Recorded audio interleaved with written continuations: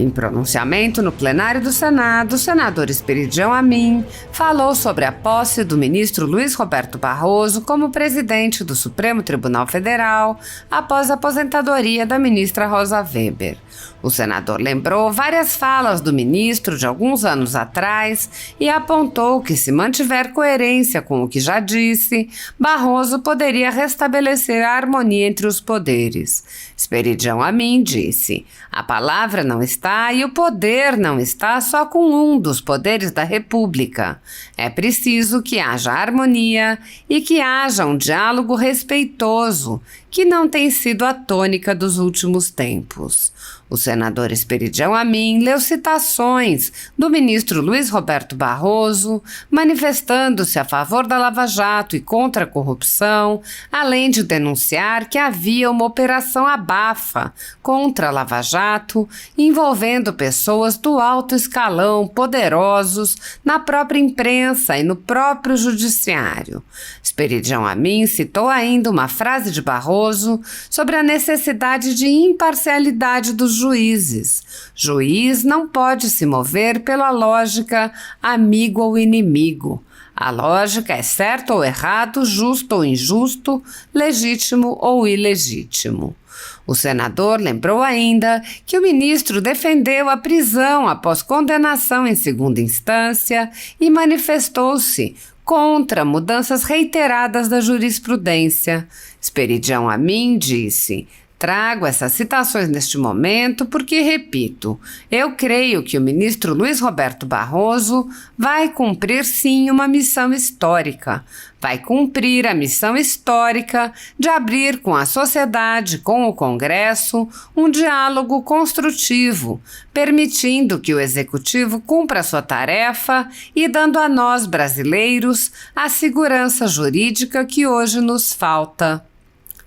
O senador mencionou várias questões em que a segurança jurídica está ausente devido à ação do Supremo Tribunal Federal, como o marco temporal, o porte de substâncias e as decisões monocráticas de ministros. Esperidião Amin exemplificou: "Não vivemos segurança jurídica quando se proclamam votos sobre a mudança da legislação sem que o Senado dessa mudança participe, como é seu dever do Senado."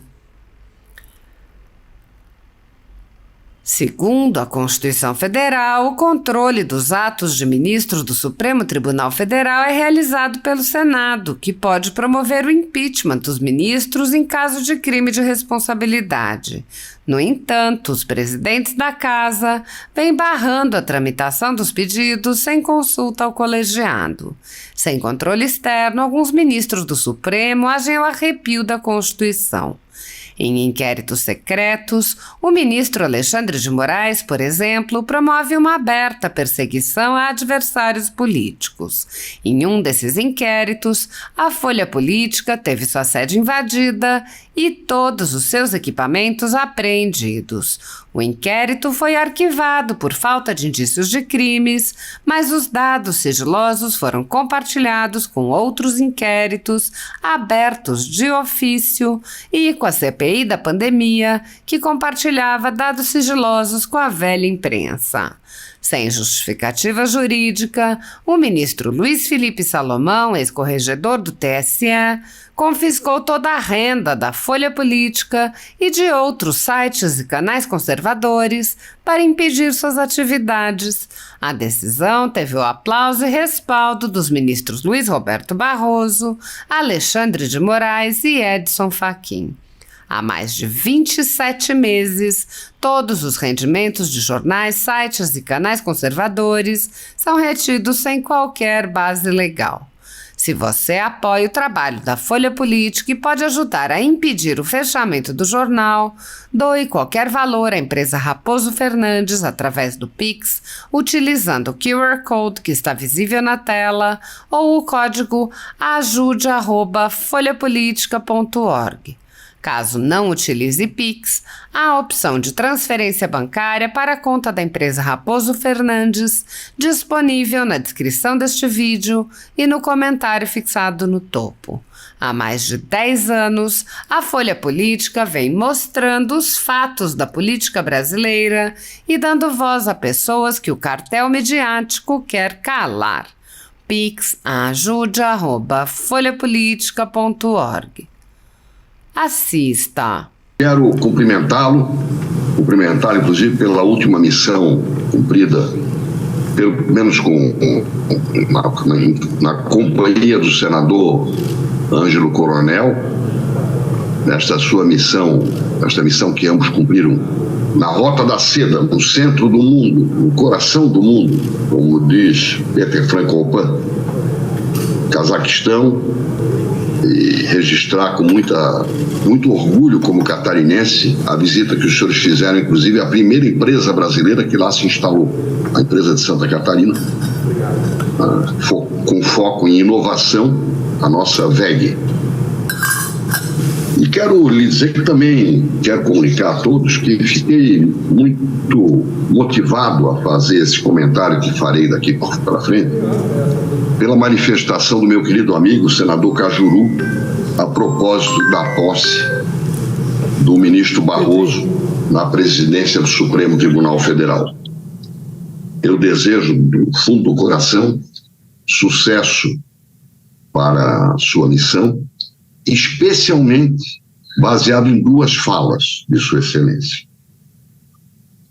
A palavra não está, e o poder não está só com um dos poderes da República. É preciso que haja harmonia e que haja um diálogo respeitoso que não tenha sido a tônica dos últimos tempos.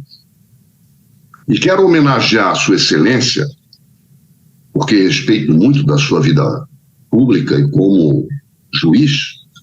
Como catarinense eu sou grato porque foi o senador, o ministro Luiz Roberto Barroso, quem proferiu o voto na mais longa, na mais prolongada ação judicial travada no Supremo Tribunal Federal. Foi o seu voto que deu a vitória para Santa Catarina, praticamente 30 anos depois do nosso Estado ajuizar a ação civil originária número 444, que versava sobre direito ao petróleo, aos royalties do petróleo no mar territorial. Foi o voto do ministro Barroso, que começou a fazer justiça e cumpriu, portanto, seu voto, um compromisso do Supremo Tribunal Federal de deliberar sobre questões que abrangem a federação. Mas eu quero homenagear o ministro Barroso por palavras que ele proferiu no dia 25 de agosto de 2017, na entrevista que concedeu à Associação de Correspondentes de Imprensa Estrangeiros no Rio de Janeiro. Naquela época, desenvolvia-se a Lava Jato no Brasil. E sem citar nomes, o ministro Luiz Roberto Barroso declarou que esta operação, a Lava Jato, enfrentava uma operação chamada Abafa, em curso no Brasil, que reunia, palavras dele, entre aspas, portanto, pessoas do alto escalão, poderosos na própria imprensa e no próprio judiciário. Aspas. O Abafa tem a ver com a Lava Jato e com a corrupção em geral. A corrupção no Brasil, dizia o ministro Barroso, no dia 25 de agosto, dia do soldado, por sinal, em 2017, foi sistêmica e institucionalizada. Mas ela está sendo revelada e deixamos de varrer para debaixo do tapete graças à imprensa livre e à sociedade atenta. Declaração do ministro Luiz Roberto Barroso no dia 25 de agosto de 2017. Também é declaração sua, aspas, o enfrentamento é a parte boa. Esse movimento que incluiu a Lava Jato alcançou pessoas que sempre se imaginaram imunes e impunes ao sistema penal. Você tem um lote de pessoas pior para o lote é que não querem ficar honestas daqui para frente. E querem manter o modelo como está, com as mesmas práticas de extorsão, e se mobilizam na tal Operação Abafa. Fim da citação. O ministro Barroso disse mais, citação, pela primeira vez em 500 anos, delinquentes do Brasil temeram ser presos. E isso estava na essência da Lava Jato, porque o temor da prisão levou a muitas colaborações premiadas. E isto está claramente ameaçado por essa reação de pessoas que não eram a clientela habitual do sistema penal brasileiro.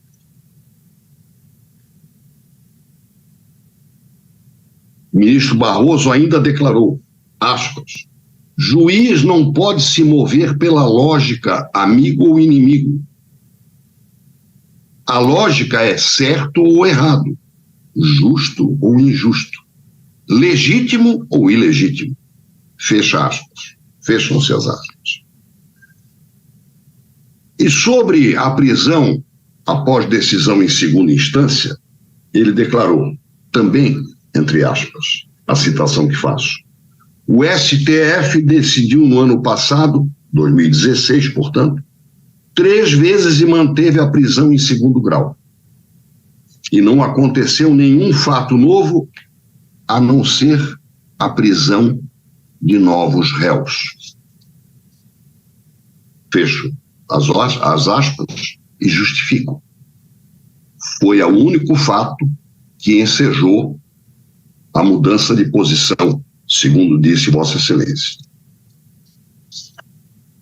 Trago essas citações neste momento, presidente, porque, repito, eu creio que o ministro Luiz Roberto Barroso vai, como disse o nosso amigo Cajuru, vai cumprir sim uma missão histórica. Vai cumprir a missão histórica de abrir com a sociedade e com o Congresso um diálogo construtivo, permitindo que o Executivo cumpra a sua tarefa e dando a nós, brasileiros, a segurança jurídica que hoje nos falta, em questões como existência ou não de um marco temporal que consta das constituições de 34, de 37, de 46, de 67, 69 e 88, todas com garantia aos indígenas dos territórios que ocupam permanentemente no respectivo texto constitucional e na respectiva data.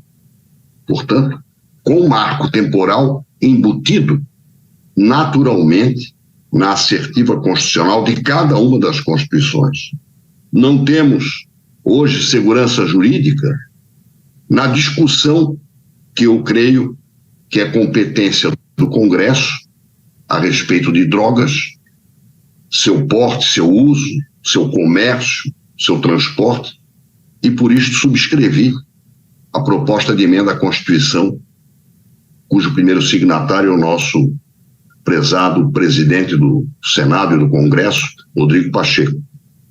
Não vivemos segurança jurídica quando se proclamam votos sobre a mudança da legislação sobre aborto sem que o Senado dessa mudança participe, como é do seu dever, o Senado. E, finalmente, podemos assegurar que, votando a proposta de emenda à Constituição número 8 do nosso senador Oriovisto Guimarães, e cuja Covid eu espero que ele se recupere o mais rapidamente possível, nós tenhamos segurança quanto a decisões de pedido de vista e de decisões monocráticas do Supremo, para que ele seja o colegiado tão bem enunciado pelo ex-presidente do Supremo, Luiz Fux. São essas as reflexões que eu quero fazer neste dia, senador Chico Rodrigues, renovando meus cumprimentos pela missão que o senhor cumpriu e renovando os meus cumprimentos também à mesa do Senado, ao senador Rodrigo Pacheco, que convocou esta sessão semipresencial para que nós deliberemos sobre um assunto muito importante e muito bem relatado pelo senador Rodrigo Cunha, que é a proposta do governo, em boa hora lançada, do Desenrola. Muito obrigado. Muito bem, nobre senador Esperidião Amin, Vossa Excelência, que sempre trata de temas relevantes para esse país, fez um comentário, obviamente, oportuno e que toda a sociedade brasileira que acompanhou deve estar na mesma linha de pensamento de Vossa Excelência em relação ao ministro-presidente do Supremo Tribunal Federal, as decisões, o comportamento, enfim, que possa, na verdade, ajudar a pacificar esse país dentro daquela compreensão que ele já pregava há anos atrás.